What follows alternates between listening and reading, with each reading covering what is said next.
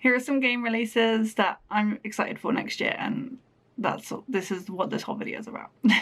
I think it's fair to say that 2023 has been a year for games, with the industry laying people off and so many games releasing all at once. I haven't got around to half of them, and you probably haven't either. Here are some that I am personally interested in. I thought I would give you a list of some games in early next year that I am looking forward to. First up in January is Alone in the Dark. I enjoy horror games, and this one looks really fun too.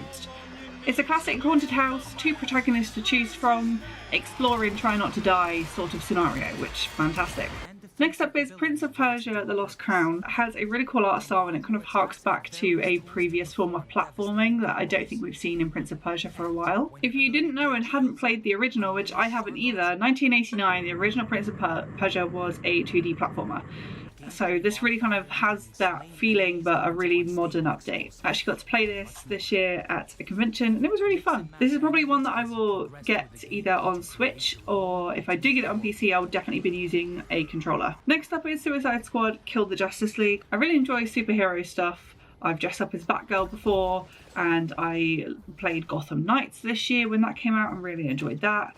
So it's kind of like a nice ascension for me to kind of go from one superhero to the next superhero, but kind of the flip side, because now we're playing as Harley Quinn and the villains essentially. I'm picking out Harley Quinn specifically because she is the one that I'm excited to play. This game is classified as a third-person action shooter. It is open world, and it does look pretty fun. Next up is Tomb Raider Remastered. If you didn't catch this news earlier this year, they are remastering all the original Tomb Raider games, and I'm just very excited for it because I have a lot of memories of those growing up. I was terrible at them, and I'm still terrible at them now. Now this one, I don't really know if it's going to release on time, but apparently Skull and Bones is finally coming out in February. I played some closed beta of Skull and Bones, and while I did enjoy the boat ship combat style stuff, I think a lot of people were disappointed that you don't actually do a lot of stuff on land. It's all ship oriented, but I found it fun for what it was. I don't think it's going to be a game that I see longevity with,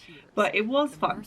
But we'll see, because they could have done a lot of changes since I last played it, and they might have a lot of plans for the future of expanding it or improving it. Another Switch game I'm going to mention, Princess Peach Showtime. I very much believe in girls supporting girls, so Princess Peach game just sounds fantastic, and I'm very excited, and I'm always looking for new things that I can have to myself that are for very chill purposes. I can play it up in bed, I can play it on the train, on the go.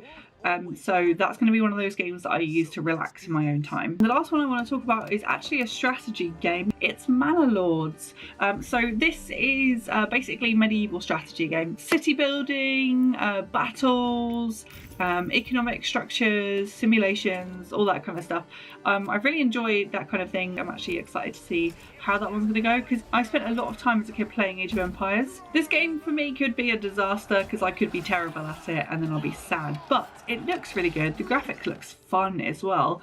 I'm just excited to give it a go, really. Anyway, those are the games that I'm excited for next year. Let me know what you have on your list in the comments, and I'll see you next time.